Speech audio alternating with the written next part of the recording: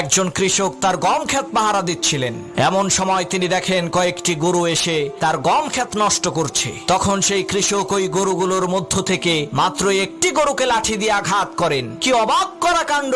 ওই একটি গরুকে লাঠি দিয়ে আঘাত করার কারণে সবগুলো গরু সেই গম ক্ষেত থেকে পালিয়ে চলে যায়। গরুর এই কাণ্ড দেখে সেই কৃষক খুবই অবাক হলেন এবং বলতে লাগলেন, হায় আফসোস, আমরা মানব জাতিরা কতই না হতভাগা, আমরা তো গরুর চাইতেও নিকৃষ্ট।